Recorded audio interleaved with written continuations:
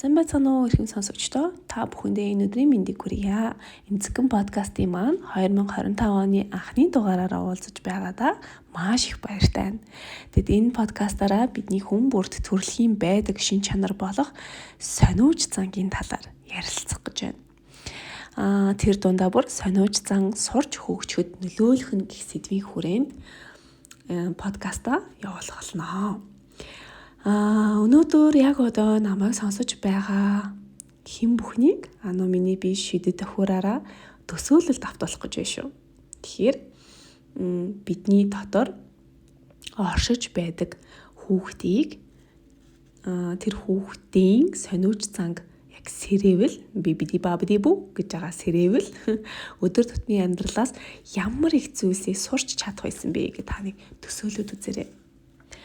Бидний хүүхэд үеийн сониуч занг дахин сэрээвэл хүүхэд нассаа эсвэл дахин сэрээвэл өдөр тутмынхаа амьдралаас бид нар ямар их зүйлийг сурч болох байсан бэ? За би яагаад ингэж асууж байгааг вэ? Саяхан би өөрийн 2025 оны цоо шин зорилтуудаа бичгээс өмнө өнгөрсөн 10 жилийнхээ дүгнэлтийг хийж үзсэн юм. Миний сониуч зан намайг хаа хөтлсөн бэ гэвэл нэг сонирхолтой зүйл гарч ирсэн.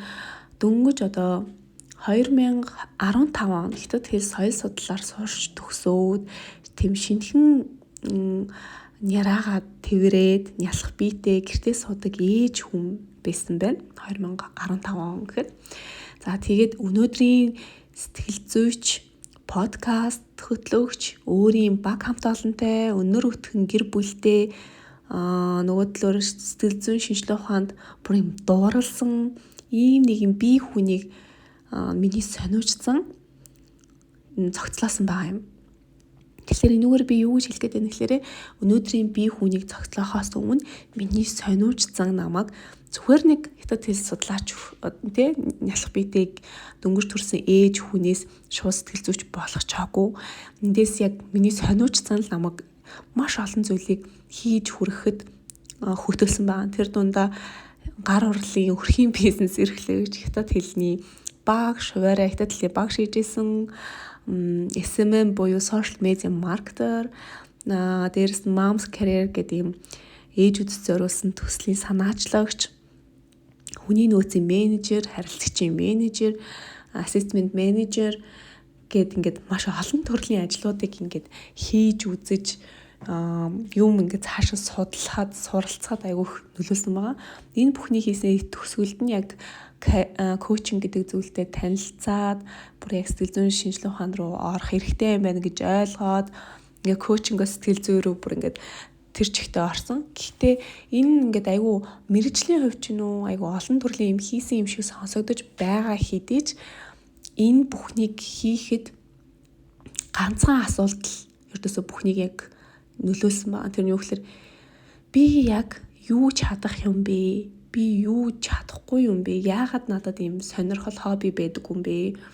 Яагаад энийг би сурч болдгоо юм бэ? Яагаад ийм юм сураагүй юм бэ гэдэг юм уу? Ингээд өөртөө итгэлгүй байдал, нөгөө нэг эмзэг байдал, дөнгөж төрчихсөн тэр эмзэг байдал энд болгоо маань гэтээ шинээр юм сурахад маш их хөтөлсөн байдаг. Одоо ингээд SMM маркетер ч юм уу, гар урлын бизнес эрхлэгч ч юм уу, эсвэл төсөл бичих үү ч юм уу, энэ бүхний арт сэтэл нь юу гэхээр би энийг хийж чадах уу? Ээжүүд яхад гэртээ байж ахтай хажуугаар юм хийж орлоготой байж болдоггүй. Яхад эмэгтэй хүн өөрийгөө энэ үе дээрээ хөгжүүлж, цоо шинээр хөгжүүлэх боломж байж болдог юм бэ гэсэн энэ хандлага маань өөрөө яг сониучрахаж ингэж юм болгоныг дэлгэрүүл судалсаар агаад гэхдээ эцсийн дүндээ гар урал хийгээ сууж захта эн чинь ээжүүдэд маш гоё сэтгэл зүйн тайвшруулыг авчирд юм байна штэ. Тэгвэл яагаад энийг ингээд цааш нь түгэж болохгүй гэж гэдэг юм уу те. Эсвэл SMM маркетер хийж захта яагаад хүмүүсүүд яг юу сонирхоод юун дээр илүү анхаарал хандуулад байдгийг сошиалаас ч гэдэг юм уу. Social media marketer гэж ааш SMM гэдэг нь. Тэгэхээр сошиал дээрээс яг юунд тэнд дурлаад тэнд анхаарал хандуулад байдгийг ч гэдэг юм уу. Ингээд явсаар агаад нөгөө сэтгэл зүй гэх салбар руу бүр анханасаа ингээд айгүй орж сонирхож явдаг байсан хүн байгаа юм. Тэгэхээр эндээс би юу хэлэх гээд яг тэгвэл сониуч зан гэдэг зүйлийг тодорхойлбол энэ яг юу юм бэ гэж тодорхойлох юм бол 1994 онд сониуч зангийн сэтгэл зүй гэх нийтлэлд Жорж Левинштейн гэдэг хүний нийтлэл сониуч зангийн мэдээллийн дутагдал гэх үзлийн талаар тэрээр танилцуулсан байгаа юм. Яг сониуч зан гэж юу вэ гэх асуултанд тэрээр хүн мэдлэгийн дутагдлаа тодорхойлж түүндээ анхаарах үед үүсдэг дутагдал гачигдлын мэдрэмж юм гэсэн саналыг дэвшүүлсэн. Би дахиад энэ бүр яг тодорхойлтыг уушаад үе. Хүн мэдлэгийн дутагдлаа тодорхойлж түүндээ анхаарах үед үүсдэг дутагдал гачигдлын мэдрэмж юм гэсэн саналыг дэвшүүлсэн. Энэ надтай яг ингэж бодоод нэгдчихлээсэн л да. Юу гэхээр хүн мэдлэгийн дутагдлаа тодорхойлж би түрүү хэлсэнтэй гэртээ байхдаа би яг юу хийж чаддгүй юм бэ? Нэг л юм чаддаг зүйл надад байгаа юм шиг тийм мэдрэмж байхгүйсэн.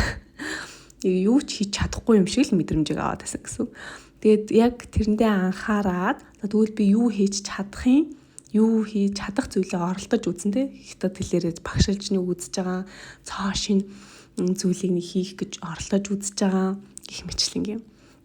Тэгээ эндээс үзвэл сониуч зан гэдэг тийм мэдлэгийн хаалгын нээдэг түлхүүр байгааз. Тэгээ сониуч зан нь бидний доторх байглаас заяасан тийм асуулт тавих хүсэл, шин зүйлсийг мэдхээр тэмүүлдэг зан чанар байгаа. Бид бүгд одоо хүүхэд байхдаа илүү ертөнцийг бараг л ингээл нээхийг хүсдэг тийм сониучрхан зантай. Яагаад ийм байдгийг, ер нь яагаад ертөнцийн дээр яагаад ийм юм байдгийг, энэ юу юм яагаад ингэж оршдгийг ингээд маш олон зүйлийг ингээд асуултаар ингэж асууж цааш нь задлан шинжилж исэн. Гэхдээ нас ахих тусам энэ чанар маань багасдаг. Өөрөөсөө та яг одоо ингээ асуугаад үзээрэй.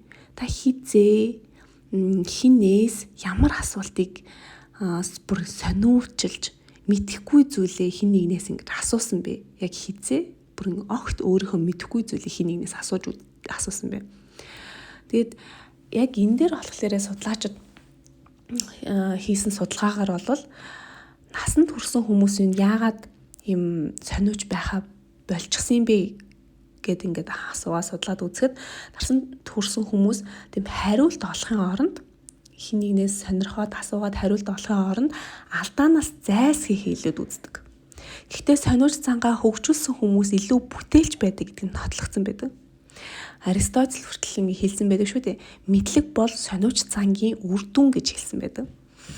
Тэгвэл сониуч зан суралцахад яг хэрхэн нөлөөлдөг вэ? Суралцахад яаж тусалдаг вэ гэвэл хүмүүс ихэвчлэн алтаас мэдэгч сониуч зам бидний шин зүйлсийг туршиж алдаанаасаа суралцахад тусалдаг байгаа юм. Уг нь бол өдөр тутамдаа бид хэрхэн суралцаж байгаа мэдвэ гэвэл тухайлбал та ингээд цоо шин зүйлийг өдөр тутамдаа хийсэн л бол та суралцаж чадаж байна гэж өөрийгөө тодорхойлж болно. Сурч байна гэж бас тодорхойлж болно. Жишээ нь өөр дээрээ ингээд жишээ аваад үзэх юм бол би зүгээр ингээд нэг өдөр хутас ухаж байхдаа ийм калимба гэдэг ийм хөгжмийн зэвсэг яг тухайн үед бол нэрийг ч мэддгүй байсан. Ингээд маш сонирхолтой юм аялгау гаргаад тэгээ би өөрөө юм урлагийн хөгжмийн зэвсгээр тоглож чаддгүй урлагаас өрн жоохон өөрийгөө хоол хөндөө би тийм юм мэддэггүй гэдэг юм тодорхойлсон байсан байхгүй. Гэтэл тэр аялгау бол ингээд бүр ингээд анх сонсоол ингээд сонирхол амар тийм сонирхлын мань бүр дээд түвшинд ингээд бүр ингээд сонирхоход хүргэсэн. Тэгээд тэр зэмсгийг юу гэж нэрлэдэм бол гэж судалж үзэж агаад YouTube дээр яг тэр аялгауны сонсож үзээд тэгээ судлаад үзэж хахад хөгжмийн зэмсгийн талаар нь олж яг мэдж хахад тухайн тэр хөгжмийн зэмсгээс гарч айн ингээд хүний саунд терапи буюу хүний сэтгэл засал одоо бүр ингээд сэтгэл заслын түвшинд хөгжмөөр засах тийм сэтгэл заслын хэлбэр байгаа юм. Тийм хөгжмөнтэй болоод ядаж нэг ч болтугай ингээд хөгжмийн зэмсгээр тоглоо сурчих юмсан гэдэг аюу тийм хүсэж байсан. Тэгээд тэр хүслийн маань нөхөртөө тийг ярьж исэн. Яг ийм юм байд юм байна, ингэдэм байна гэсэн юм бүр ингээд сэтгэл заслын хэлбэр юм байна. Тэгсэн чинь маань хүн надад сурдаас яг тэр калимба гэдэг хөгжмийг захиалж авч өгөөд шинжилээр бэлгэлсэн. Ингээд эндээс юу болсон бэ гэхлээрээ миний шинэ хобби, цоо шинэ хобби үүссэн. Би нөгөө огт өөрийгөө хоббигоо ч ингэ тодорхойлж мэддгүй байсан хүн чинь цоо шинэ хоббитой болсон. Тэр ихтгэл би хөгжмийн зэмсгээр тоглоод сурч эхэлж байсан. За тэгээд сая шинэ жилээр Christmas-ийг тэрүүгээр яг хөгжмөөр тооцоорсон. Тэгээд эндээс эцэст нь сониуч зангаа хөгжүүлэх нь таныг илүү ухаалаг, илүү баялаг, сонирхолтой амьдралаар амьдрахад туслах болно. Тиймээс өнөөдөр шин зүйл туршиж үзээрэй гэж би та бүхэнд хэлмээр байна. Ингээд 2025 оны эхний дугаараар маань ингээд өөрөөр өндөрлөж байна. Дараагийн дугаараараа та бүхэн маань алдаанаас суралцах гэсэн сэдвийг хөндөж би ярих болно. За түр баяртай дараагийн дугаар хүртэл.